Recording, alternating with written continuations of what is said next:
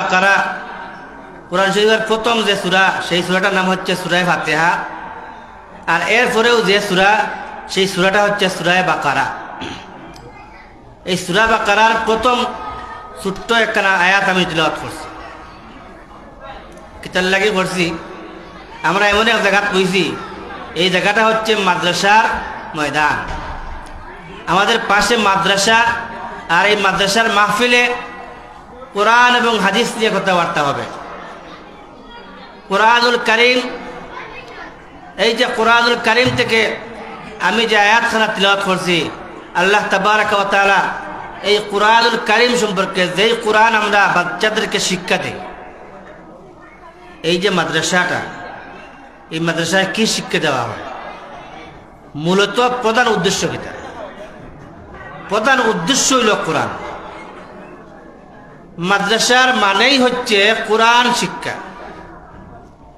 আর মূলত কথাটা ছিল, যেখানেই যত জায়গায় প্রতিষ্ঠান হবে, শিক্ষা প্রতিষ্ঠান হবে, সব জায়গার মূল উদ্দেশ্য থাকবে কোরআন।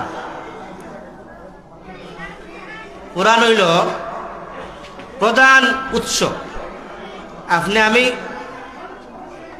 একটা জিনিস বুঝি, আমরা তো মাদ্রাসা ছাড়া অন্য কোনো প্রতিষ্ঠানে কোরআনের কোনো অস্তিত্ব আমরা পাই না। মনে করি স্কুলে, ইউনিভার্সিটিতে, কলেজে, হাই স্কুলে কোরআন আছে শুনলে মানুষ আটকে উঠে, এটা একটা হবে। মাদ্রাসা কোরআন হইতো, স্কুলে কলেজে কোরআন কি হয়? কিন্তু মূলত কথা আছে, সব প্রতিষ্ঠানে কোরআন পড়া হবে, কোরআনের সাথে সাথে অন্যান্য পড়া হবে। আমরা বই হই, বই বই আছে না একটা কথা, যেমন মনে হোকাও বই,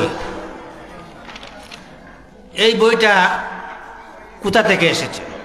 এই বইয়ের বাংলা শব্দ হচ্ছে বই। মূলত এটা হচ্ছে বহি। সাধু ভাষায় হয় বহি, বহি এটা হয়। আর এখন চলিত ভাষায় এটারে বহি থেকে আনা হয়েছে বই। বহিটাকে, বহিটা যেটা বহি যেটা, এই শব্দটা কোথা থেকে এসেছে বলতে পারবেন? বহি শব্দটা এসেছে ওহি থেকে। এখনো আপনারা,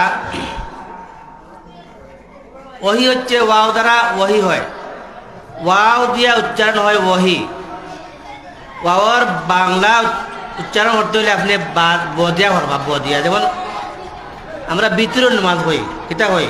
বিতরণ নামাজ শব্দটা কিতা? উইত্রি, বিতরণ নামাজ। এই উইত্রি শব্দটারে আমরা বদিয়া উচ্চারণ করি। যেমন সূরা তাকবীর আছে, সূরা তাকবীর, যেমন যেন লেখা আছে সূরা তাকবীর, ওয়াওর উচ্চারণ কিতা দিয়ে হয়? বদিয়া হয়। তে বহি শব্দটা মূলত কিতা? ওহি। আর ওহি অর্থ কিতা? কোরআনের ওহি। কোরআন নাযিল হয়েছে ওহি দ্বারা। আল্লাহ তাবারাকা ওয়া তাআলা জনাব রাসূলুল্লাহ সাল্লাল্লাহু আলাইহি ওয়াসাল্লামের কাছে ওহি নাযিল করছেন। প্রথমেই ওহি নাযিল করছেন। কোরআন দুনিয়াতে এসেছে ওহির মাধ্যমে। এই ওহিটাই তো মূলত পড়া। মূলত পড়াটা কি? ওহি। হযরত আদম আলাইহিস সালাম থেকে হযরত নবী করিম সাল্লাল্লাহু আলাইহি ওয়াসাল্লাম পর্যন্ত যে ওহির যে সিলসিলা ছিল, হযরত আদম আলাইহিস সালামের কাছে ওহি এসেছে, জিবরিল আমিনে ওহি নিয়ে এসেছেন। আপনারা দেখেন, ওহি, বহি, বই, এই প্রতিষ্ঠার শিক্ষার যে প্রচলন যেটা, এটা আদম আলাইহিস সালাম থেকে ওহির মাধ্যমে শিক্ষাটা দেওয়া হয়েছে।